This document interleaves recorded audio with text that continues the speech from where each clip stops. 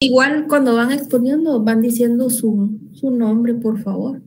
Y ay, no sé si tenés ahí a la mano ustedes tienen la asistencia, la hojita del grupo, perdón que no la tengo a la mano, si me la pudieran compartir en el grupo y después yo pueda verificar que sí están todos presentes. Yo confío en ustedes. Pregunto, ¿todos están conectados o hay alguno que no esté presente? Sí estamos todos ya conectados, Ligda. Lo único es que creo que son dos compañeras que al final pues se retiraron del curso y ya no están con nosotros. Pero, pero de ahí pues todos los que estamos, sí ya estamos conectados y sí trabajamos. Muy bien, excelente. Vamos a dar inicio entonces con la presentación. La pantalla va a utilizar presentación, la comparten también, por favor, y ya saben la dinámica, ¿verdad? De las preguntas. ¿Sí? Perdone. Al final, yo aquí tengo el listado, al final les voy a pasar lista y solo me van diciendo cuáles son las personas que ya no están en el grupo. Bueno, por favor.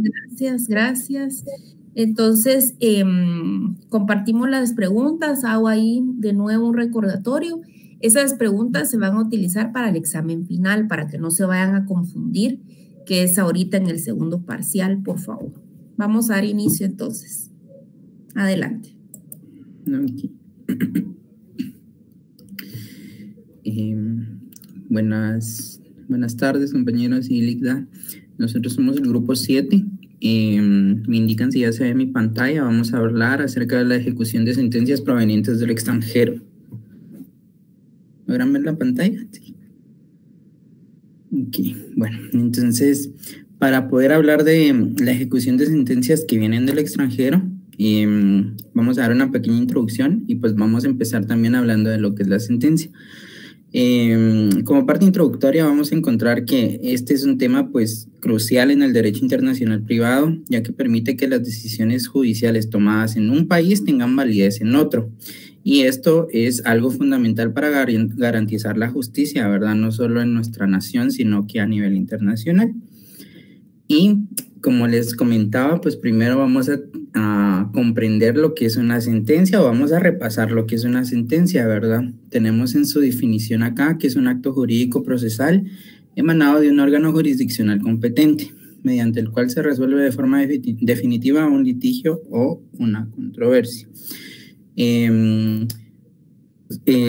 Pues citando aquí a María Aguirre Godoy, vamos a encontrar la etimología de la sentencia, ¿verdad? Que viene del latín, que es sintendo, o en español, que significa sintiendo. Y esto debe interpretarse como juzgar. Entonces, una sentencia va a ser un sinónimo de juzgar. Las sentencias en la legislación guatemalteca las vamos a encontrar reguladas en el artículo 141 y 143 de la ley del organismo judicial. La sentencia también va a tener sus elementos, ¿verdad? Vamos a encontrar elementos de carácter subjetivo y elementos de carácter objetivo. Lo subjetivo va a ser que es la voluntad del juez. Entonces, al final es el juez el que decide conforme a su razonamiento y esta es la parte subjetiva. Entonces, va a ser la voluntad plena del juez. Y la parte objetiva va a ser justamente cómo se regula en el derecho, cómo se toman las decisiones y pues va a también contener el documento, ¿verdad? Que tenga el fallo. Entonces aquí abajo vamos a encontrar una pequeña conclusión que es la pieza escrita emanada del tribunal que tiene el texto de la decisión emitida. Y vamos a hablar de qué contiene y cómo debería estar estructurada una sentencia. Entonces acá vamos a encontrar que vamos a tener dos requisitos, uno va a ser el requisito de fondo y uno el requisito de forma. Recordemos que hasta el momento estamos hablando solo de la legislación guatemalteca, estamos retomando y recapitulando esto. Entonces los requisitos de fondo van a ser justamente aquel análisis lógico, jurídico y crítico de la aplicación del derecho, en este caso nacional, ¿verdad? Debiendo de ser coherente con las peticiones de la demanda o la oposición. Y es decir, todo el fondo del asunto que vaya conforme a derecho y que pueda ser exigible, ¿verdad? Y los requisitos de forma vamos a encontrar todas las cosas que son las formalidades que se deben cumplir al momento del redactar, ¿verdad? Estas formalidades pues ya las tenemos un poco más presentes en lo que es notarial pero eso no quiere decir que se quede exentas otras partes del derecho. Entonces aquí vamos a encontrar que dentro de estas por formalidades vamos a encontrar una parte expositiva que va a ser un encabezado o un preámbulo en donde va toda la información, ¿verdad? Los resultados o hechos de la demanda. Vamos a encontrar los considerandos y esta es la parte expositiva. En la parte declarativa vamos a encontrar lo que es el cierre, las peticiones, ¿verdad? Que se están realizando y el fundamento, pues ya, de ley. A continuación los voy a dejar con mi compañera Dairi y ella va a continuar con lo que es los efectos de la sentencia. Muy buenas tardes, compañeros y licenciada presente. A mí me tocó exponer sobre los efectos de la sentencia, que en esto se producen, son las consecuencias legales que nacen de una decisión judicial, que esta al estar firme ya no se puede apelar. La fuerza se debe a que el juez o el tribunal que la dicta tiene la autoridad del Estado. En esta se encuentra la fuerza probatoria, la fuerza de cosa juzgada y la fuerza ejecutoria. En la primera es la fuerza probatoria, que tiene autenticidad por ser emitida por un juez competente y otorga asimismo también la fe judicial de lo ocurrido en el proceso. La fuerza de cosa juzgada es la autoridad y la eficacia de una sentencia cuando no existen contra estos medios de impugnación ni remedios procesales. Las características es la inimpugnabilidad y la inmutabilidad. Como tercera tenemos la fuerza ejecutoria. Esta es la facultad del juez competente para ejecutar la sentencia, incluyendo la falta de cumplimiento. El artículo 203 de la Constitución Política de la República de Guatemala indica que los tribunales guatemaltecos tienen la facultad de juzgar y promover la ejecución de lo juzgado. Como siguiente punto tenemos las clases de sentencias, que estas son tres, que es la de por su contenido, por la materia y según el tipo de tribunal que lo dicta. Por su contenido tenemos las declarativas, las constitutivas y las condenatorias. Por la materia tenemos según la clasificación de las ramas del derecho que corresponden al proceso. Y según el tipo del tribunal que lo dicta son los nacionales, los extranjeros, y los internacionales. Los nacionales son los tribunales pues del mismo estado, ¿verdad? Y las extranjeras son órganos jurisdiccionales de un país que no es en el que va a surtir efectos. Y los internacionales es un tribunal internacional en el que actúa como organismo legitimado por un tratado en donde puede tener como parte a 2 o más estados. A continuación les dejo con mi compañera Vivian.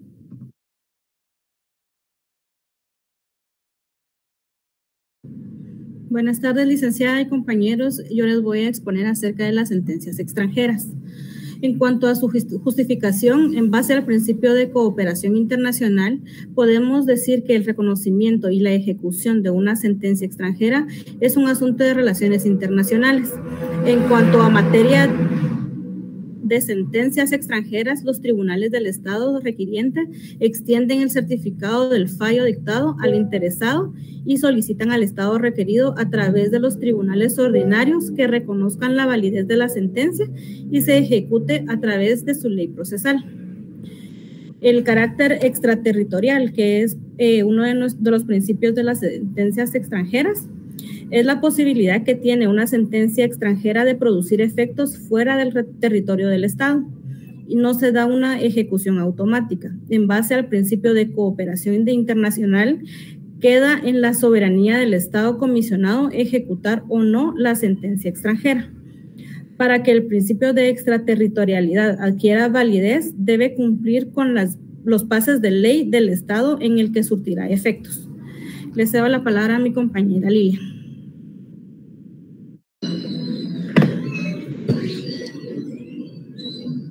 Muy buenas tardes. Les voy a hablar acerca de los efectos de las sentencias extranjeras. Cuando se pretende que la sentencia se ejecute en un estado diferente, ya no goza de fuerzas de cosa juzgada ni ejecutoriada. Así que para que la sentencia extranjera surta plenamente sus efectos, debe cumplir con los requisitos que exigen las normas internacionales y las del estado en que se ejecutará. Y las sentencias que requieren de ejecución y reconocimiento por el extranjero. Las únicas sentencias susceptibles de ejecutarse conforme a las reglas internacionalmente aceptadas son las sentencias civiles y mercantiles, aunque se extiende a determinados aspectos de familia. Aunque en Guatemala ha avanzado en materia de ejecución de penas dictadas en el extranjero, el objetivo es permitir que un extranjero condenado por un tribunal guatemalteco pueda cumplir la pena que le fue impuesta en su estado y viceversa. Gracias, le cedo la palabra a mi compañera Mariana. Buenas tardes, licenciada y compañeros presentes. A mí me tocó exponer el tema de la diferencia de la sentencia internacional y la sentencia extranjera. Aquí podemos mencionar que 3 diferencias. Sería por los principios en que se fundamentan, por las partes que se intervienen en el proceso que les da origen y los efectos que para estas se producen, y los métodos para su ejecución. Empecemos con los principios en que se fundamentan. Entre la sentencia extranjera se puede ejecutar en otro estado si existe tratado o reciprocidad voluntaria, y la sentencia internacional se deriva de un tribunal creado por tratado, por lo que su cumplimiento es obligatorio para los estados parte. La segunda diferencia es por las partes que se intervienen en el proceso que les da origen y los efectos que para estas se producen. Las sentencias extranjeras solo obligan a las partes privadas involucradas en el proceso, es decir, que no afectan directamente al Estado como tal. Y en las sentencias internacionales pueden imponer sanciones directamente a los estados. Y en los métodos para su ejecución, en las sentencias internacionales no cuentan con un procedimiento para asegurar que se cumplan las sentencias internacionales, sino que se ejecutan mediante medios diplomáticos o políticos, como por ejemplo los no jurídicos, como las represalias o los bloqueos económicos. Y en las sentencias extranjeras sí se ejecutan mediante el derecho interno y tratados, recurriendo a la reciprocidad si no hay una norma clara. Eso sería todo por mi tema y le cedo la palabra a mi compañera Shirley. Gracias. Buenas noches, mi nombre es Shirley Lorenzo y a mí me toca exponerles el tema de sistemas de ejecución de sentencia extranjera A, B y C. Les comento, la ejecución de sentencias extranjeras es el mecanismo que un Estado utiliza para reconocer y darle eficacia a las decisiones judiciales dictadas en otro país. Existen diferentes sistemas que los Estados adoptan según su confianza en los tribunales extranjeros y su nivel de cooperación internacional. Hoy les voy a explicar 3 de los temas más importantes. Como primer punto, tenemos el sistema de inejecución absoluta.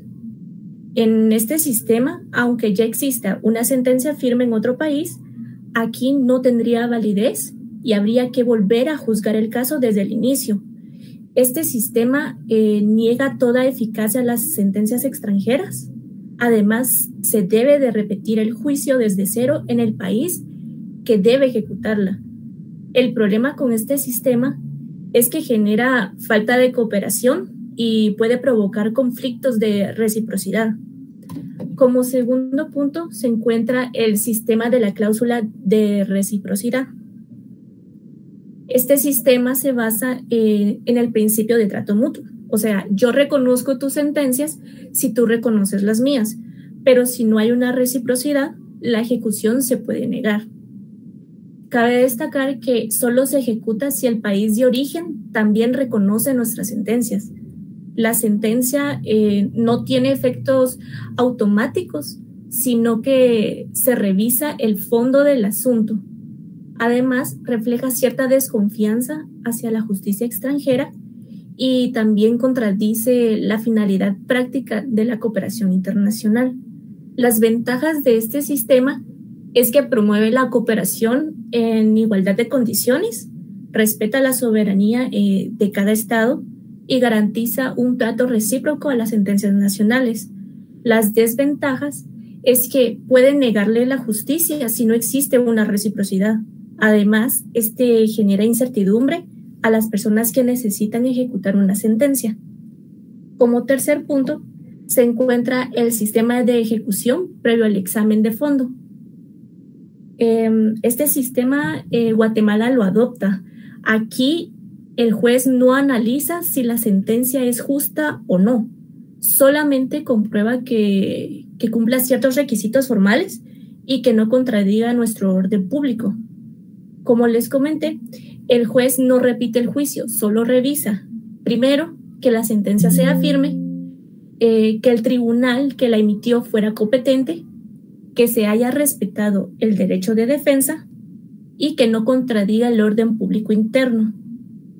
Es el sistema más favorable para la seguridad jurídica. Las ventajas de este sistema es que protege a los ciudadanos de fallos injustos, además asegura la compatibilidad con el orden interno y también facilita la circulación internacional de sentencias.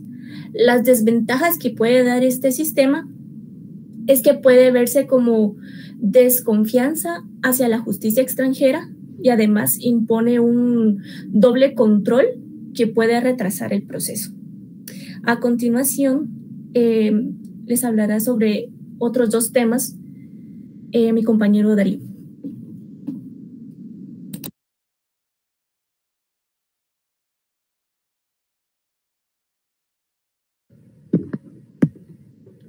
Muy buenas tardes. Le saluda Noé Flores. El día de hoy me tocó exponer sobre el sistema de ejecución de sentencia extranjera, los puntos D y E. Como podemos ver, el sistema de ejecución exequatur.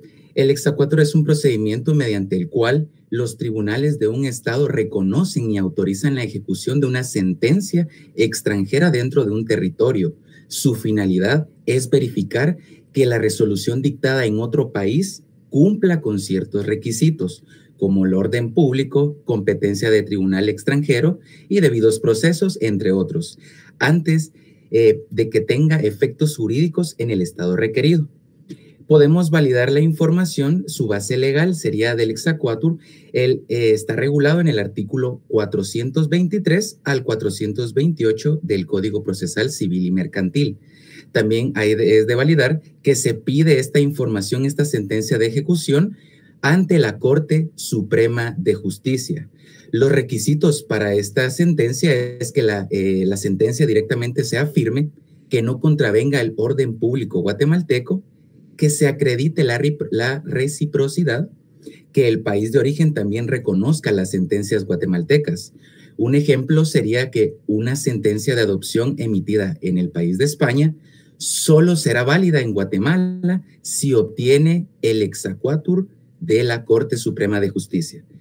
Otro ejemplo podríamos validar que en Francia se aplica la jurisprudencia Cornelissen del 2007, donde el exequatur se concede si el juez extranjero era competente, la sentencia es conforme al orden público internacional y no hay fraude a la ley.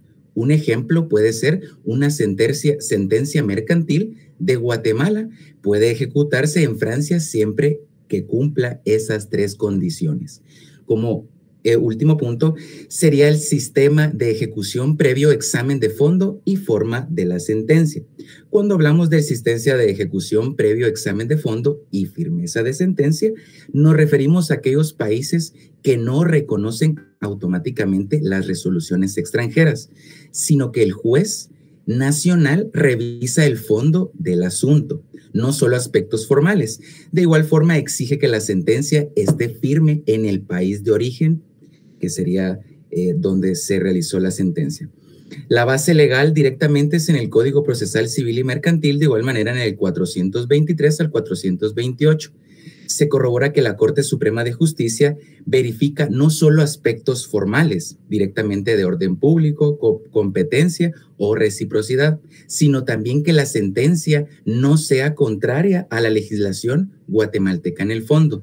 Un ejemplo, una sentencia de divorcio dictada en El Salvador solo se reconoce si está firme si está firme y no contradice las normas sustanciales de la familia guatemalteca. Países que tienen un sistema de ejecución con control de bajo firmeza de la sentencia es Guatemala, Argentina, México, Alemania y Brasil. A continuación, les dejo con mi compañera Guambin Rodríguez. Buenas tardes, licenciada, y buenas tardes a los presentes. En esta ocasión se les va a exponer acerca de los sistemas doctrinales de ejecución de sentencias extranjeras, las cuales son diversas teorías y enfoques propuestos por la doctrina jurídica. Entonces vamos a empezar directamente como referencia de autor con el Miguel Arjona Colomo, quien hace distinción de los siguientes sistemas doctrinales. Hablamos del sistema diferencial. Es una forma en la que algunos países manejan el reconocimiento y ejecución de las sentencias extranjeras. Tenemos, por ejemplo, cuando un tribunal de otro país dicta una sentencia y se requiere hacer cumplir en el país requerido. Primero, si el condenado es nacional del país requerido, se le da la posibilidad de volver a discutir el fondo del caso de los tribunales de su propio país. Es decir, que no se acepta automáticamente la sentencia extranjera, sino que se le permite iniciar un nuevo juicio para defenderse del mismo asunto. Tenemos como caso número 2, siempre hablando del sistema diferencial.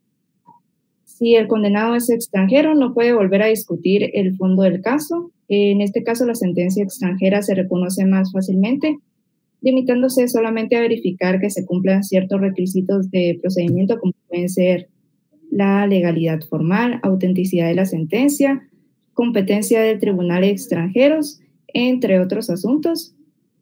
Tenemos otro sistema doctrinal que sería el sistema de revisión integral. Sería otra forma en la que un país decide si acepta o no una sentencia extranjera. Este sistema se basa en el principio de independencia de los estados, lo que significa que cada país conserva su derecho a revisar completamente las decisiones que vienen de tribunales extranjeros. En otras palabras, las sentencias extranjeras no tienen fuerza por sí sola, sino que está sujeta a la revisión total por parte del país donde se pretende ejecutar. Tenemos también el sistema de la revisión atenuada. Reconoce el derecho al tribunal del estado requerido para revisar la sentencia dictada, de derecho y de hecho para instancia de la parte contra la cual se esgrime la sentencia. El sistema de revisión atenuada es un punto intermedio debido a que no se limita a simples requisitos formales como en otros sistemas, pero tampoco revisa todo de oficio como es en el de revisión integral. Solo revisa a profundidad si la parte condenada lo solicita. Tenemos el sistema antirrevisionista, el tribunal extranjero ante el cual se alega una sentencia dictada por el juez de otro estado debe limitarse a comprobar si el fallo es regular en la forma, si ha sido dictada por jueces competentes, si es cosa juzgada y tiene fuerza ejecutiva, y si no tiene disposiciones contrarias al orden público internacional.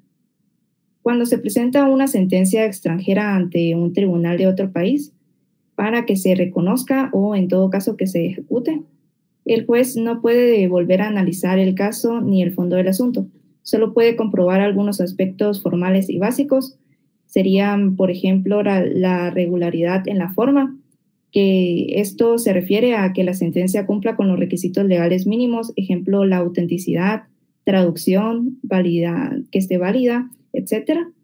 También tenemos con la competencia del juez extranjero, que el tribunal que dictó la sentencia efectivamente tenía esa jurisdicción sobre el caso. Y tenemos la cosa juzgada y fuerza ejecutiva, que la sentencia sea definitiva, que ya no sea apelable y que tenga fuerza para ejecutarse en el otro país de origen. No contrariedad con el orden público internacional, que el contenido de la sentencia no vaya en contra de los principios fundamentales del Estado requerido. Ejemplo, derechos humanos, justicia básica y la moral. En conclusión, el sistema de antirreversionista prohíbe revisar el fondo del caso. El tribunal del país requerido solo hace un control formal y de compatibilidad mínima con el orden público para luego reconocer la sentencia extranjera. Tenemos un sistema llamado también capricho, Este señala que puede existir un sistema de capricho en la legislación, confía a la discreción de una autoridad de alto rango para admitir o rechazar la ejecución de la sentencia. Este sistema es más arbitrario y subjetivo de todos los modelos de reconocimiento de sentencias extranjeras. Los principales conflictos de este sistema es que no garantiza la seguridad jurídica, igualdad de trato, también puede crear inseguridad para los extranjeros que requieran hacer constar sentencias extranjeras en ese país. Es una forma subjetiva y poco confiable de emplear el reconocimiento de sentencias extranjeras porque se consiste de la siguiente manera. La decisión de aceptar o rechazar la ejecución de una sentencia extranjera no depende de las reglas claras o criterios jurídicos objetivos, sino que la legislación le da a una autoridad de alto rango la facultad de decidir a discreción sin límites definidos, ya sea un ministro, un funcionario público o en todo caso un juez. Esa autoridad puede actuar por criterios personales, políticos o incluso arbitrarios. Y como último sistema tenemos al de la Unión Europea. Es un sistema de cooperación recíproca y autónoma entre tribunales de la UE que facilita el reconocimiento y ejecución de sentencias sin discriminación.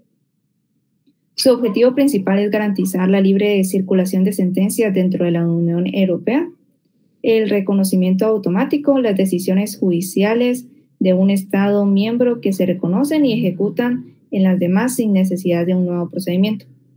No revisión de fondo, no se puede volver a juzgar el caso ni fiscalizar la competencia del tribunal que emitió la sentencia. También suspensión, solo se procede si la sentencia aún está pendiente de un recurso ordinario en el estado de origen.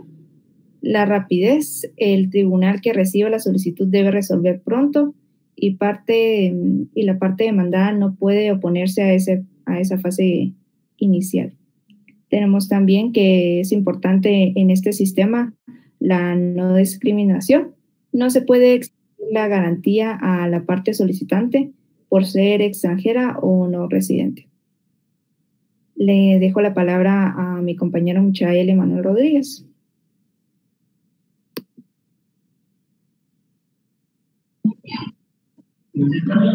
Buenas tardes a todos. A mí me tocó exponer sobre 2 puntos. Sería el primer punto, es sobre la cooperación internacional, el cual consiste en que es una acción conjunta entre estados y organismos en sí para lograr objetivos comunes. También uno de sus principales elementos sería la pluralidad de actores, actividades específicas y con fines determinados. Uno de los principales fundamentos de parte de esta cooperación internacional es la Carta de la ONU de 1945, que esta promueve en sí la cooperación para resolver problemas globales. Surge por la interdependencia económica, tecnológica y social. También tiene diferentes aplicaciones, un auxilio entre estados en materia de justicia, también ejecución de sentencias extranjeras, y una de sus limitaciones es que puede negarse por soberanía, seguridad, orden pública y discriminación. También la reciprocidad impulsa la cooperación y los tratados la fortalecen. En síntesis, la cooperación internacional permite a los estados ayudarse en justicia y desarrollo, aunque con límites claros. El siguiente punto es sobre Pacta sunt servanda, que en sí esto consiste que los pactos se deben de cumplir. Uno de los principios básicos del derecho internacional público es sobre esto, que los pactos se deben de cumplir. También uno de los fundamentos es la Convención de Viena de 1986. Todo tratado obliga y debe cumplirse de buena fe. Uno de los fundamentos sería en sus artículos 26 y 27. También tenemos la OEA y la Constitución de Guatemala. En su artículo 149 reafirman este deber. Una de sus aplicaciones sería: los estados no pueden excusarse en sí en su derecho interno para incumplir tratados. Solo la Constitución puede prevalecer en casos de conflictos directos. Y su importancia sería garantizar la confianza y estabilidad en las relaciones internacionales. También su base para que los tratados y las sentencias extranjeras sean respetados. En síntesis, el Pacta Sunt Servanda asegura que los estados cumplan su compromiso internacionales con buena fe. Muchas gracias por su atención. Le dejo la palabra a mi compañera Flor. Buenas noches. A mí me tocó el principio de buena fe y la reciprocidad. La buena fe es el principio que impone la lealtad y la intención de cumplir con los deberes jurídicos que resultan de los pactados. Es un principio fundamental que influye como un Estado decide reconocer y ejecutar una sentencia dictada por el tribunal extranjero. La buena fe se basa en el deber de cooperación entre estos estados para garantizar el acceso a la justicia y la actividad de las decisiones judiciales, más allá de las fronteras. La reciprocidad es el derecho internacional por existencia de preceptos coactivos eficientes de recibir el trato de un estado como recíproco de tratados entre otros estados. Este principio es la falta de tratado específico en la espera que el Estado requerido coopere con el requisito como una expresión de cortesía. Implica que un Estado ejecutará una sentencia extranjera si el otro Estado cumple también con las sentencias emitidas de estas sentencias de este Estado. Y sirve para fomentar la cooperación jurídica internacional y evita la desigualdad e incentiva a otros países a adoptar reglas más abiertas. Les voy a dejar con mi compañera Alejandra. Gracias. Buenas noches. Uno de los siguientes principios del derecho internacional privado es el del lex fori, lo que literalmente significa la ley del foro. Este informa que se debe dar la aplicación de la ley del tribunal en el asunto sometido a su jurisdicción. ¿Qué quiere decir esto? Que la normativa que aplica el juez es la del lugar en la que se está conociendo el caso. Esto es aplicado comúnmente tanto en el orden nacional como en el orden internacional. Luego, vemos el principio de oficiosidad, el cual nos indica que una vez que la parte interesada ha promovido la ejecución y se ha cumplido con los requisitos de admisibilidad, el proceso adquiere un componente de oficiosidad.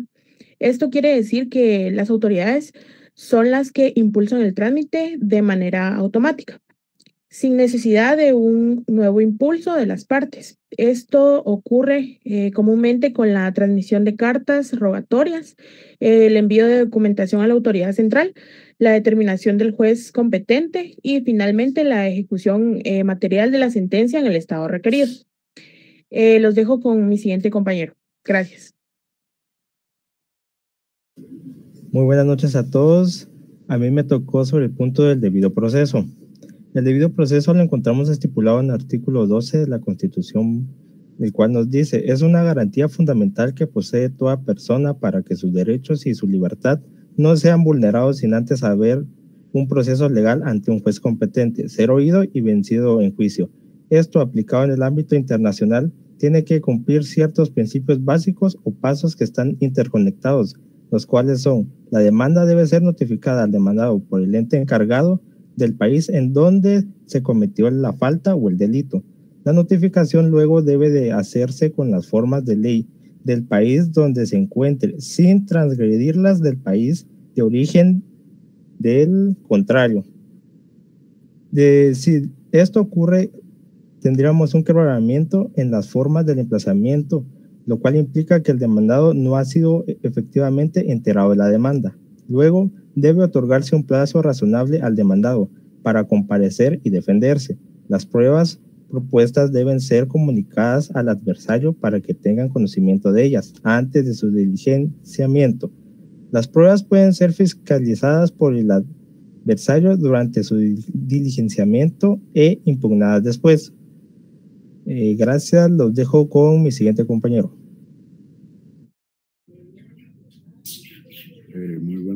Muy buena tarde, licenciada, compañeros presentes. En este momento yo les hablaré de dos ejemplos de ejecución de sentencias extranjeras en Guatemala. Como primer ejemplo podemos observar que un tribunal en España dicta sentencia a un ciudadano guatemalteco a pagar una deuda comercial, la cual la empresa acreedora solicita a Guatemala el exequatur, y el Tribunal de Guatemala tiene que verificar que la sentencia es definitiva, firme en España, que existe reciprocidad en el reconocimiento de la sentencia entre ambos países y que no contradiga el orden público guatemalteco. También podemos observar que en el ejemplo número 2 es una sentencia de divorcio entre ambos ciudadanos guatemaltecos residentes allá, por lo cual uno de los cónyuges solicita el divorcio, el cual necesita que en el registro civil guatemalteco ya salga como una persona divorciada, por el cual el tribunal guatemalteco tendrá que revisar que la sentencia sea firme y dictada en un tribunal competente en Estados Unidos, que el procedimiento respetó el derecho de defensa entre ambas partes y que no hay contradicción en la legislación guatemalteca. También podemos observar que como una nota legal, que en Guatemala el procedimiento de ejecución de sentencias extranjeras está regulado en los artículos 606 al 612, por el cual en el 606 comienza con la audiencia, y termina con el trámite de resolución, que es en el artículo 612. Muchísimas gracias. Les dejo a mi compañero Dani Mazariegos. Gracias por su atención. Buenas noches. Entonces, en conclusión, la sentencia dictada dentro de un proceso se ejecutará en territorio que se ejecutará en un territorio de un estado distinto de aquel en que fue cometido el acto. Afronta un problema principal, que es que carece de autoridad por estar fuera del territorio en que ejerce su soberanía. Disculpen. Pero esto se resuelve debido a que en el procedimiento no se vuelve a juzgar el fondo del asunto, sino que se debe de verificar que la decisión extranjera cumpla con los requisitos formales y sustanciales para garantizar que no vulnere la soberanía, la seguridad, el orden público ni los derechos fundamentales de los ciudadanos del país donde se solicita la validez de dicha sentencia. Gracias. Muchas gracias. Gracias por la intervención y muy acertada la exposición. Más adelante yo voy a hacer una retroalimentación. Miren, no hago la retroalimentación el día de hoy, que estoy un poquito mal en cuanto a mi garganta, entonces no voy a hacer el resumen como lo hice la vez pasada. No sé si está el siguiente grupo ya conectado. Lira, solo voy a pasar lista de los dale, que pasaron en este grupo, perdona. Yo ya tomé asistencia, pero igual voy a corroborar. Randy González. Presente. Gracias. Dairin Azucena Sinaí. Presente, Lita. Vivian Buluk. Presente, Ligda. Gracias. Lilian González. Presente. Miriam Sinaí. Soy Mariana Ligda. Buenas tardes, presente. Perdón, lo siento. Shirley Lorenzo. Presente. Bien. Noé Flores. Presente, licenciada. Laura Chocay. Ella ya no está en el grupo, Ligda. Ok. Jocelyn Joaquín tampoco. Ella tampoco. Ok, entonces está bien. Flor de María Menéndez. Presente, licenciada. Alejandra Ramos. Presente, licenciada. Dani Mazariegos. Sí. Presente, licenciada. Álvaro Gutiérrez. Presente. Wambin Rodríguez es, ¿verdad? Sí, correcto, presente, licenciada. Michael Rodríguez. Presente, licenciada. Y Ana Cecilia Leiva. Ella tampoco está ahí en el curso. No, son 3, entonces los que no están con usted. Le agradezco mucho. ¿Qué, licenciada? Damos inicio, por favor. Gracias.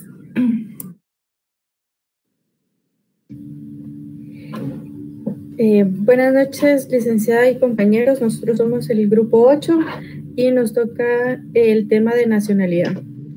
La nacionalidad es un vínculo jurídico y político que une a una persona con un Estado, otorgándole derechos, protección y obligaciones según sus leyes. Diversos autores coinciden en que este vínculo, aunque puede tener distintos orígenes, siempre implica pertenencia a una comunidad política.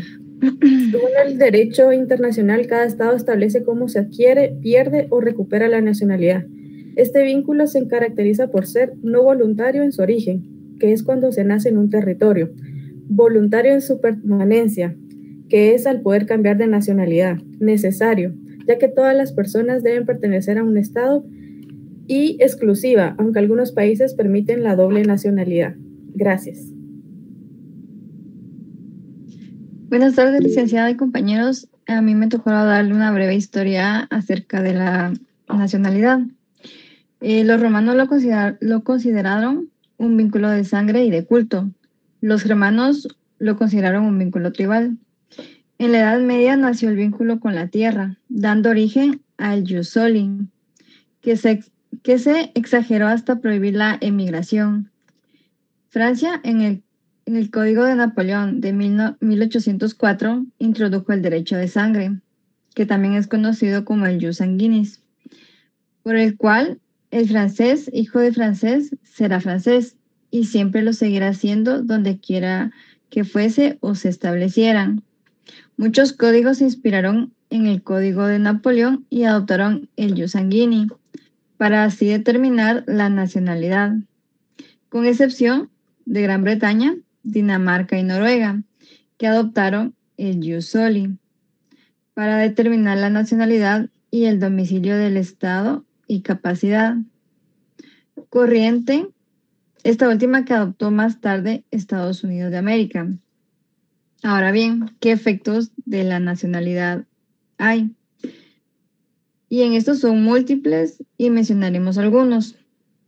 Otorga derechos políticos, impone deberes militares, capacita para ciertas funciones públicas, da derecho a un pasaporte, da derecho a innovar, en ciertos casos, la protección diplomática, posibilita la repatriación, da derecho a poseer bienes inmuebles en zonas restringidas consideradas de interés nacional por razones de seguridad. Da derecho a participar como socio en ciertas empresas cuyo objeto queda reservado a los nacionales de un Estado. Por ejemplo, empresas aéreas, empresas marítimas, empresas constructoras de armamento. Y también da derecho a la práctica de ciertas profesiones liberales que conllevan el depósito de la fe pública del Estado. Por ejemplo, el notariado. Gracias. Y buenas noches, compañeros y licenciada presente. Yo les voy a exponer sobre la determinación de la nacionalidad. Los estados hoy en día se dividen entre aquellos que determinan la nacionalidad por el lugar del nacimiento de la persona y aquellos que determinan la nacionalidad por la nacionalidad de los padres. Los primeros aplican la corriente del jus soli, que sería el derecho del territorio y el derecho al suelo. Y los segundos aplican la corriente del jus sanguinis, que sería el derecho de la sangre. Entre aquellos que aplican el jus soli, tenemos aquellos que lo aplican, pero haciendo una abstracción de la nacionalidad de los padres, tal como Estados Unidos y México. concluyendo que el solo hecho físico del nacimiento en su propio territorio reclama la nacionalidad de dicho territorio, y aquellos que lo condicionan a que los padres posean la nacionalidad del territorio de nacimiento. Dentro de la segunda posibilidad encontramos que aquellos estados que dejan la puerta abierta para que al llegar a la mayoría de edad los hijos de padres extranjeros hagan una opción voluntaria y consciente de la nacionalidad correspondiente al territorio de nacimiento o al del nacimiento de sus padres, tal como Guatemala, entre otros. La casi totalidad de los estados de América adoptan la corriente del jus soli, algunos en su sentido estricto, otros condicionados, como dijimos antes. La casi totalidad de los estados europeos, entre los más importantes como Italia, Alemania, Francia, adoptan la tendencia del jus sanguinis, probablemente como un medio colonista de mantener bajo la jurisdicción de sus leyes a los hijos nacionales, emigrantes y de estos. Decimos que es casi la totalidad porque entre los estados europeos también hay algunos que adoptan la tendencia del jus soli, como por ejemplo Gran Bretaña. La tendencia que más parece adaptarse a la realidad y a la ¿cómo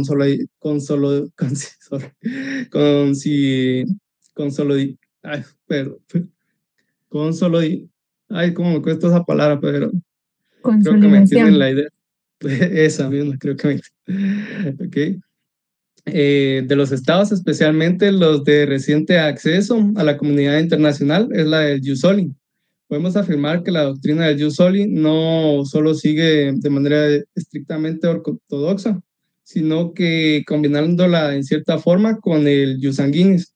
Se establece que Guatemala solo reconoce la nacionalidad guatemalteca, admitiendo, como lo establecimos antes, independientemente de lo anterior, que nuestra legislación, como excepción en los casos de los centroamericanos, y entonces el guatemalteco conserva todos sus derechos y obligaciones sin poder oponer la nacionalidad extranjera a la guatemalteca ni invocar soberanía extranjera. Es importante hacer notar que en el caso de los centroamericanos establecidos en Guatemala, la nacionalidad reconocida está sujeta a dos condiciones. La primera condición es que se adquiera el domicilio en la República de Guatemala, y la segunda, que se manifiesta ante autoridad competente su deseo de tener la nacionalidad guatemalteca. Muchas gracias, eso sería mi parte. Le concedo la palabra a mi siguiente compañero. Buenas noches, compañeros. El día de hoy voy a citarles algunos artículos en los cuales está comprendida la nacionalidad. En primer lugar, la Constitución establece en el artículo 145 que también son guatemaltecos de origen quienes nacen en países que formaron parte de la antigua Federación Centroamericana, siempre que establezcan domicilio en Guatemala y lo manifiesten ante autoridad competente. El artículo 146 de la Constitución agrega que son guatemaltecos por naturalización quienes adquieren su nacionalidad conforme a la ley y que gozan de los mismos derechos que los guatemaltecos de origen, salvo las limitaciones que fija la Constitución.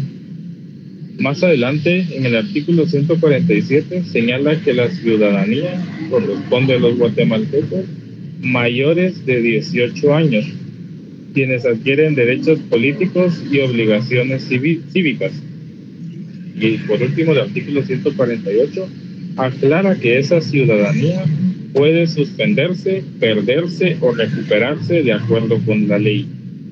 Pasando a la ley de la nacionalidad, en su artículo primero, la define como un vínculo jurídico y político entre el Estado y las personas, basada en la comunidad social y en intereses compartidos.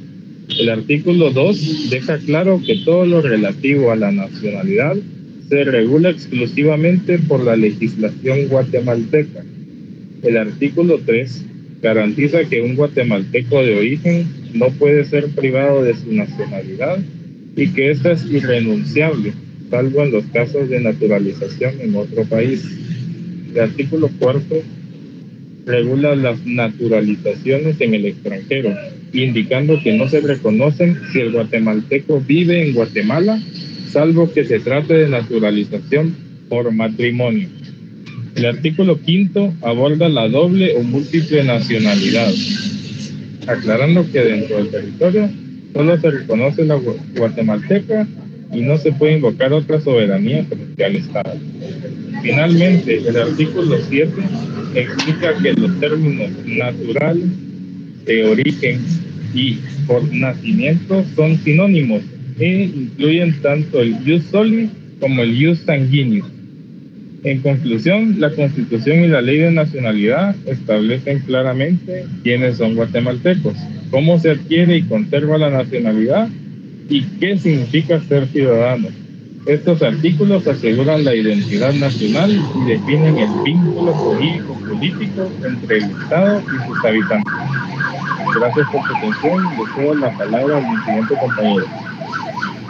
Buenas noches, licenciada. A mí me tocó hablar del tipo de nacionalidad. Tenemos la nacionalidad de origen, que es por nacimiento, es la que se adquiere automáticamente al nacer sin necesidad de ningún trámite. Se determina principalmente por dos criterios. El jus soli, que es el derecho del suelo, se adquiere por haber nacido en el territorio de un estado independiente de la nacionalidad de los padres. El jus sanguinis se adquiere por ser hijo de uno o ambos padres que ya son nacionales sin importar el lugar de nacimiento. La nacionalidad adquirida o derivada es la que una persona obtiene después de su nacimiento cuando originalmente tenía otra nacionalidad o era apátrida. Puede obtenerse por naturalización cuando un extranjero cumple los requisitos legales. Por matrimonio, en algunos casos un extranjero se casa con un nacional, puede optar por adquirir la nacionalidad. La opción, derecho de que tienen algunas personas, generalmente hijos extranjeros nacidos en un país, para elegir entre la nacionalidad de un lugar de nacimiento o la de sus padres al alcanzar la mayoría de edad. Gracias. Le doy la palabra a mi siguiente compañero.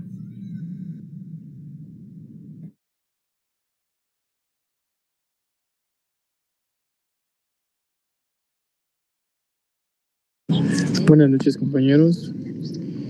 Continúo con la exposición. Entonces, podemos verificar que la naturalización la regula una ley específica. De hecho, el artículo 146 de la Constitución Política de la República de Guatemala regula lo siguiente: son guatemaltecos quienes obtengan su naturalización de conformidad con la ley. Los guatemaltecos naturalizados tienen los mismos derechos de los que de origen, salvo las limitaciones que esta Constitución establezca. Como podemos ver, nuestra Carta Magna nos da fundamentación, y de ahí podemos partir de que también podemos complementarla con lo dispuesto en la Ley de Nacionalidad, en los artículos del 9 al 24 de dicha ley. Entonces podemos ver el órgano competente.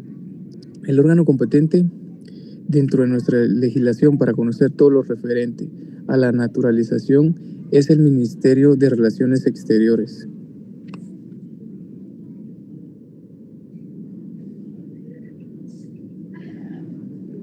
Compañeros, ¿podrían cambiar la diapositiva?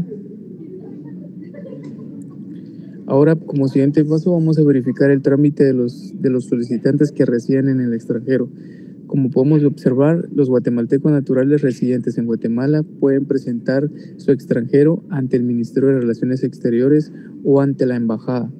Inciso B, pueden actuar por mandato guatemalteco, otorgando mandato especial con representación quienes lo presentan, excepto lo relativo a la opción, que es la misma del juramento y fidelidad de la renuncia de la nacionalidad.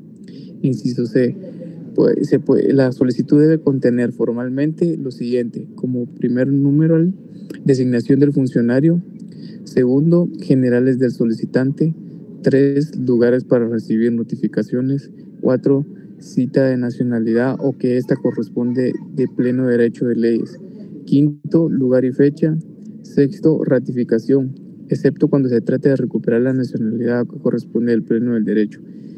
Inciso D, diligencias. El funcionario recibe la solicitud, las pruebas, la opción, el juramento, la renuncia de la nacionalidad extranjera, emite audiencia al Ministerio Público y remite al Ministerio el expediente para la resolución final. El trámite en esta forma, como se dijo al principio, lo utilizan los hijos de padres guatemaltecos que pertenezcan fuera de Guatemala. podríamos... Ahora verificamos el trámite de los solicitantes que residen en la República. Inciso A. Formalmente la solicitud debe contener. Son requisitos esenciales y entre ellos encontramos la designación del funcionario a quien se dirige. Disculpa, compañero, esa es mi parte. Ok, gracias. Disculpa, compañero, esa es mi parte. Buenas tardes. Buenas tardes. A mí me tocó el trámite de los solicitantes que residen en la República. La naturalización concesiva en Guatemala es un trámite dirigido a personas extranjeras residentes en el país que desean obtener la nacionalidad guatemalteca y debe presentarse ante la gobernación departamental. La solicitud debe incluir datos personales, direcciones y citar los artículos 33 del decreto 1613 del Congreso y el artículo 146 de la Constitución de la República, además de adjuntar varios documentos esenciales como certificados de residencia, antecedentes penales y policíacos, certificado de nacionalidad del país de origen, comprobantes de solvencia económica, recibo del impuesto de extranjería, boleto de ornato, pasaporte original, que éste queda retenido durante el proceso, y la propuesta de 2 testigos. Una vez presentada el trámite, continúa con la ratificación personal del solicitante, la audiencia de testigos, publicaciones legales, una investigación por parte de la Policía Nacional sobre la vida del interesado y la evaluación de conocimientos básicos por un grupo evaluador.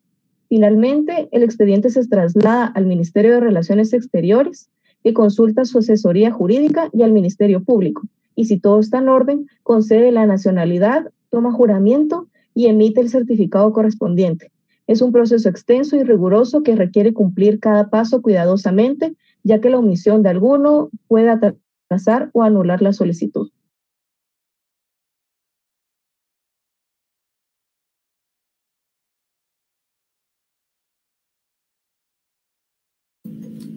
Buenas noches, licenciada y compañeros. A mí me tocó hablar sobre las clases de naturalización.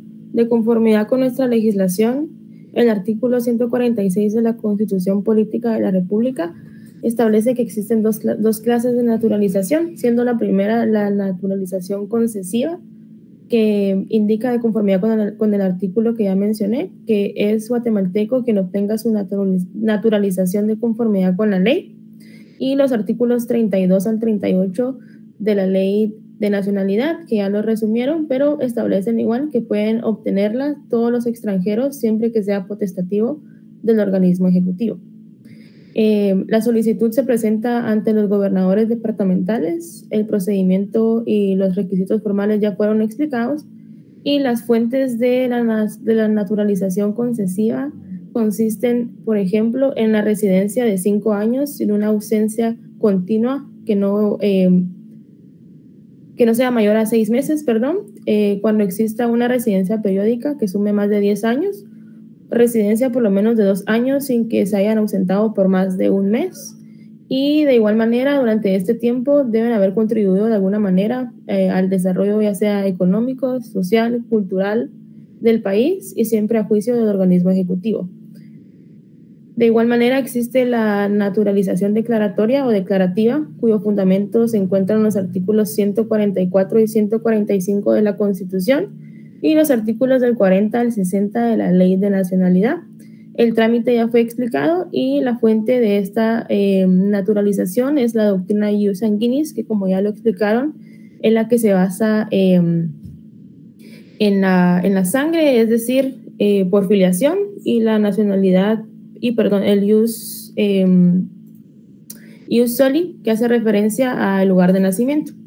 De igual manera, la Ley de Nacionalidad establece en el artículo 53 que la nacionalidad, valga la redundancia, puede perderse si la persona se ausenta por más de 4 años del país, y existen excepciones, por ejemplo, si fue naturalización por matrimonio, si hubo una disposición de un tratado vigente, si prestó servicios a la República, si hubo una causa de fuerza mayor o si fue autorizado especialmente por el Ministerio de Relaciones Exteriores. Gracias. Buenas noches, compañeros. A mí me toca exponer sobre la Ley de Nacionalidad, el cual es el decreto 1613 de 1966. La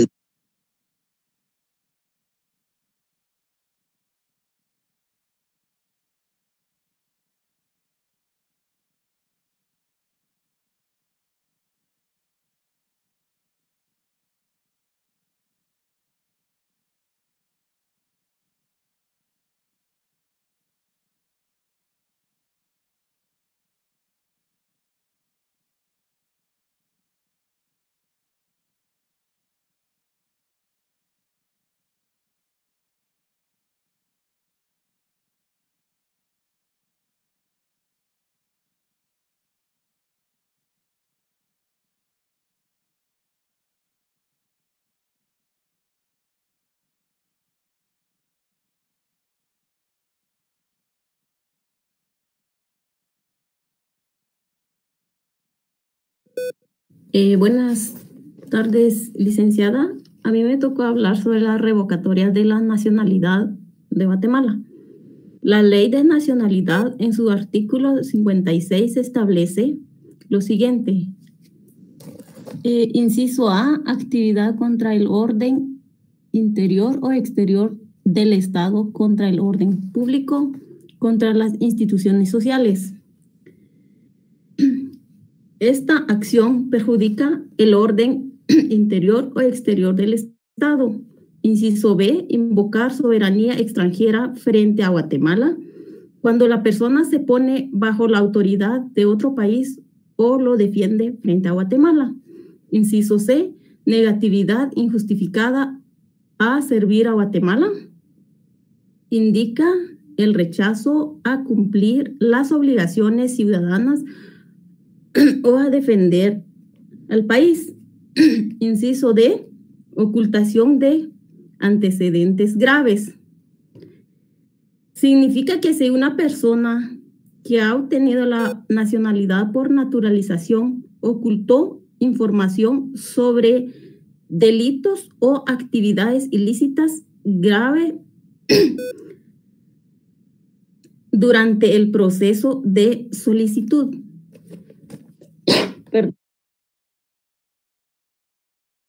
Perdón, licenciada. Inciso E, en el caso de la nacionalidad adquirida por matrimonio, cuando se finge un matrimonio solo para obtener la nacionalidad. Inciso F, por fraude, implica la pérdida de la ciudadanía si se demuestra que fue obtenida mediante engaño, ocultación de información o uso de documentos falsos. Inciso G, si los obligados no hacen la manifestación correspondiente. Las personas deben de declarar o confirmar su nacionalidad ante las autoridades. Como prueba de la nacionalidad, para probar la nacionalidad se presenta la certificación ante el Ministerio de Relaciones Exteriores dentro de los 3 meses anteriores a la fecha en que se pretende probar. Gracias.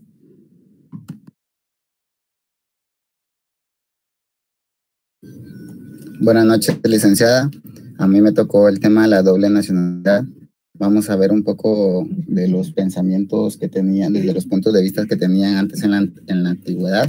Se sostenía posiciones divergentes. Por ejemplo, en Roma se sostenía la naturaleza exclusivista de un vínculo entre el Estado y el individuo, mientras que en Grecia se admitía la posibilidad que un individuo pudiera tener varias nacionalidades, pues posteriormente, durante la Edad Media y la Edad Moderna, se sostenía la exclusividad de un vínculo de nacionalidad, porque no sería muy fácil pues ubicar a las personas con 2 o más nacionalidades. Por ejemplo, en el siglo XIX la nacionalidad se acepta mayoritariamente donde fue considerada como un estado natural del ser humano. Tradicionalmente, pues se había aceptado que la determinación y la regulación de la nacionalidad son de cada estado, pero en la perspectiva de la doctrina clásica, la nacionalidad se podía concebir como un atributo que el Estado otorgaba a sus súbditos. Esto fue evolucionando hacia un concepto de nacionalidad de derecho de la persona humana. Por ejemplo, la doctora López Salas expone que la nacionalidad dota al individuo de un mínimo de amparo jurídico en las relaciones internacionales. También establece que a través de la nacionalidad crea un vínculo o una vinculación con el Estado y que por ello puede ser considerada como un vínculo jurídico o político.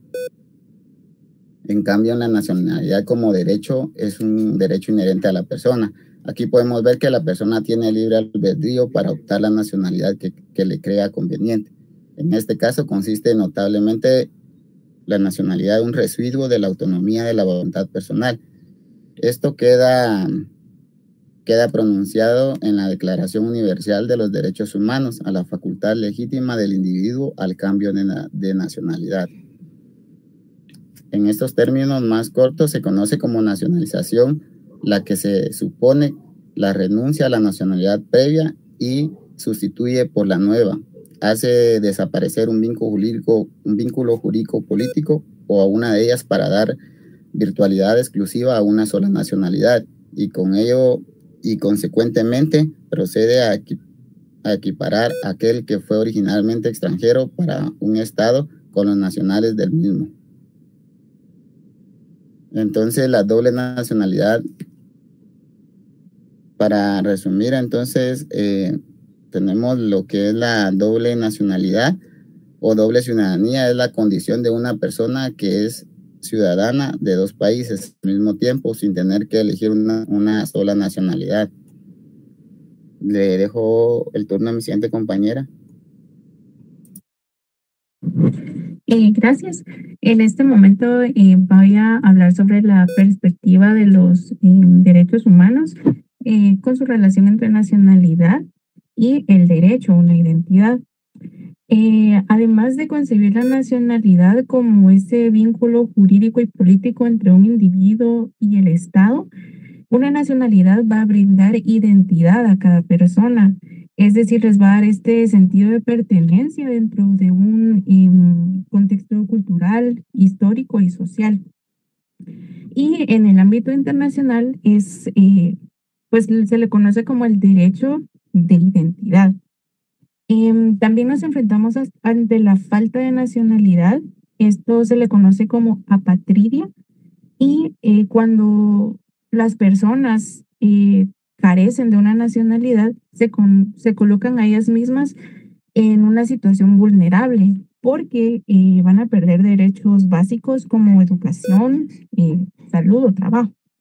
Esto se da cuenta que los estados y organismos internacionales pues deben velar por emitir normas y tratados que puedan garantizar la nacionalidad desde el momento del nacimiento de cada persona. Como fundamento legal podemos utilizar el artículo 15 de la Declaración Universal de los Derechos Humanos, donde establece, número 1, que toda persona tiene derecho a una nacionalidad. Y número 2, establece que nadie se le privará arbitrariamente de su nacionalidad ni del derecho a cambiarla. Bueno, de esa cuenta se concluye que, la nacionalidad es un derecho humano fundamental e inherente a la dignidad humana. Por ende, todos tenemos la libertad de cambiar de nacionalidad en el ejercicio de nuestra autonomía y libre desarrollo de personalidad. Y por último, se debe de asegurar a nivel nacional e internacional. Gracias.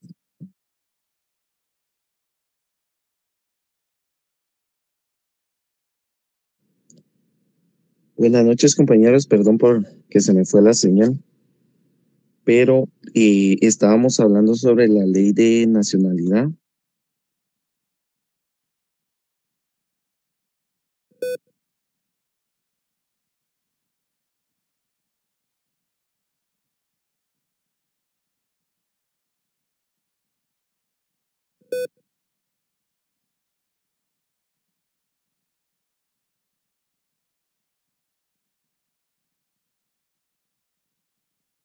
Si no tienes la presentación, solo expon tu parte, por favor, del contenido.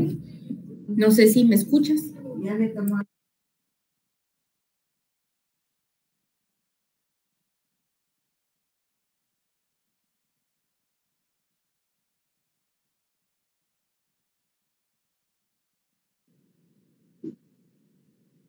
¿Me escuchan, compañeros? Sí, te escucho. Ah, ok, perfecto. Vamos a hacer un poquito breves ya que tengo un problema con la conexión de internet.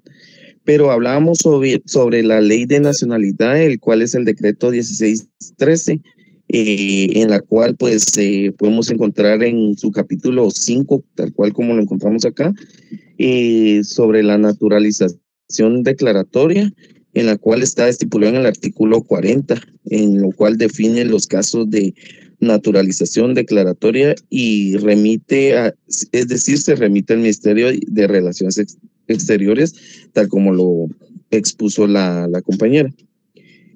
También algo muy importante, podemos hablar sobre las disposiciones comunes de ambas naturalizaciones, el cual el artículo 51 nos concede la naturalización a personas de países, por decirlo, en guerra con Guatemala, y a quienes hayan formado parte del ejército es decir, adversarios, ¿verdad? El artículo 53 establece en los casos de pérdida de nacionalidad por parte de naturalizados, como la ausencia de más de 4 años, es decir, del país del cual estamos hablando, ¿verdad? Con varias excepciones como servicios prestados al Estado o tratados internacionales. Eso sería todo, compañeros. Muchas gracias. Muy bien, muchas gracias. Muy amable. Como les digo, hoy no voy a hacer la retroalimentación, pero la vamos a hacer en su momento. Vamos a pasar la asistencia antes de finalizar, por favor, para que no se vayan a desconectar. Yo sé que ahí estaba preparado otro grupo, pero ya no nos da tiempo. Lo siento. Yo sé, ya tienen ahí hasta la pantalla. Yo sé que, pero miren, ya estamos a 10 minutos y no pasarían todos, ¿verdad? Perdón, mil disculpas. Vamos Vida, perdón, es que solo somos 2 de ese grupo. Ah, va. ¿Qué grupo es, perdón? Nosotros somos del grupo 2. Ah, va. Dale pues, y de último pasamos la asistencia. Brevemente, en conclusión, ¿qué es lo que vas a exponer? El tema central, por favor. Ok, nuestro tema central es el desarrollo histórico del derecho internacional privado. Introducción y planteamiento del problema. Para comenzar, debemos entender el problema fundamental que esta rama del derecho busca resolver. A medida que las personas y el comercio cruzaron fronteras, surgió una pregunta inevitable. Cuando en un solo acto jurídico convergen personas, bienes o leyes de distintos estados, ¿cuál ley debe aplicarse? Ese es el conflicto de leyes. Históricamente, la respuesta ha oscilado entre 2 polos opuestos. El territorialismo, que sostiene que un estado solo aplica su propia ley en su territorio, y la extraterritorialidad, que acepta que una ley extranjera puede tener efectos. También tenemos los orígenes en Roma y la personalidad de la ley. Si bien Roma no conoció el conflicto de ley como hoy, sentó un precedente. Distinguió entre el ius civile, exclusivo para sus ciudadanos, y el ius gentium, un derecho más flexible para el praetor perignus. Aplicaba a las relaciones con y entre extranjeros. Sin embargo, el primer sistema que realmente aplicó una ley personal fuera de su origen fue el de la personalidad del derecho. Tras la caída del imperio, durante las invasiones bárbaras, cada individuo era juzgado por la ley de su tribu, fuera godo, franco o lombardo, sin importar dónde se encontrara. La ley literalmente viajaba con la persona, pero este sistema daría paso a uno radicalmente opuesto, como nos explicará el siguiente experto, que es el territorialismo absoluto del feudalismo. Efectivamente, el sistema de la personalidad de las leyes desapareció con el feudalismo, como indica nuestro programa. En esta época se caracterizó por un antiguo criterio territorial de la ley. El señor feudal era soberano absoluto en su tierra, por tanto, la única ley válida era la suya, la lex fori. Ese territorialismo estricto no admitía la aplicación de ninguna ley extranjera. Si un florentino estaba en París, se le aplicaba la ley parisina sin excepción. Ese sistema rígido obstaculizaba el crecimiento comercial y generó la necesidad de buscar soluciones más flexibles, lo que nos conlleva directamente al nacimiento de las escuelas estatutarias. La escuela estatutaria italiana fue en las prósperas ciudades del estado del norte de Italia donde nació la primera solución doctrinal. Juristas como Accurcio y especialmente Bartolo de Sassoferrato son considerados los fundadores del derecho internacional privado. Sus métodos fue analizar las leyes locales o estatutos y clasificarlos. Crearon la distinción fundamental que marcaría los siguientes siglos. Los estatutos reales, aquellos que se refieren a bienes, res, son territoriales y se rigen por la ley del lugar donde se encuentran. Lex rei citae. Estatutos personales. Te voy a interrumpir. Dígame. Démosle ahí espacio al otro compañerito, okay. Si no va a pasar. Gracias. Okay, gracias. ¿Qué tal, licenciada? Buenas noches, ¿me escucha? Sí, te escucho, adelante. Gracias. Bueno, siguiendo con las escuelas que nos toca exponer, pues tenemos la escuela alemana Savigny y la comunidad jurídica. Efectivamente, en el siglo XIX, el jurista alemán Friedrich Karl von Savigny rompió con toda la... ¿Cuál es lo más importante de las escuelas que tú te tocaron, para no ahondar tanto en los autores? No, lo más importante, por favor. Porque tienes 3 minutos. Ok. Este tiene asiento en una sede natural de relación jurídica, que es un contrato marítimo, un testamento, o tiene lugar en lo que se localiza más apropiadamente en la ley del lugar. Siguiendo con la exposición, tenemos la escuela italiana moderna, que acá encontramos a Savigny como también fue contemporáneo. Acá tenemos el principio de nacionalidad. Y en la siguiente escuela, que es la angloamericana, tenemos también los derechos adquiridos, que aquí básicamente la teoría del vested rights o los derechos adquiridos defendida por juristas como Joseph Story de Estados Unidos e Inglaterra. Esta teoría pues postula que un juez local no aplica directamente la ley extranjera, sino que lo que hace es reconocer un derecho que fue válidamente creado y adquirido bajo el amparo de una ley extranjera. Y como conclusión y tendencias contemporáneas, pues de los tratados y convenios internacionales en la Conferencia de la Haya o las convenciones interamericanas de la OEA, hubieron nuevos desafíos como el comercio electrónico, la protección de datos y los derechos humanos que exigen el derecho privado. Teníamos un caso práctico, pero creo que ya no nos va a dar tiempo, licenciada. Muy bien, muchas gracias. Vamos a dar la persona que expuso, perdón. El mío.